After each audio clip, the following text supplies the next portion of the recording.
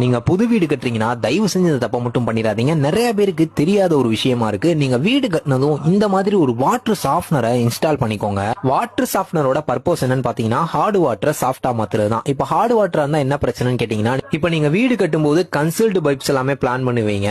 அப்ப அதுல water travel ஆகும்போது அதுல ஸ்கேலிங் எல்லாமே ஃபார்ம் ஆகும். இப்ப அந்த பைப்ஸ் எல்லாமே பிரேக் பண்ணி தான் எடுக்கணும், டபுள் செலவு. ரெண்டாவது என்னன்னு பாத்தீங்கன்னா, உங்க வீட்டுல யூஸ் பண்ற வாட்டர் டிராவல் ஆகக்கூடிய மிஷின், எக்ஸாம்பிள் பாத்தீங்கன்னா வாஷிங் மிஷின், ஆர்ஓ பிளான்ட், இது எல்லாமே பயங்கரமா டேமேஜ் ஆகுங்க. இது மட்டும் இல்லாம இந்த ஹார்ட் வாட்டரை நீங்க குளிக்கிறதுக்குலாம் யூஸ் பண்ணீங்கன்னா உங்களுக்கு ஹேர் லாஸ், ஸ்கின் சம்பந்தமான நிறைய பிரச்சனை வரும் அப்படின்னு கூட சொல்றாங்க. இவ்வளவு விஷயத்துல இருந்து உங்களை பிரிவென்ட் பண்றது இந்த வாட்டர் சாஃப்ட்னர் தான். வாட்டர் சாஃப்ட்னர் நீட் இருக்குன்னா ஃபர்ஸ்ட் நம்ம அப்பாயின்மெண்ட் கொடுக்கணும். வாட்டரை நம்ம சைட்ல டெஸ்ட் பண்ணுவோம்.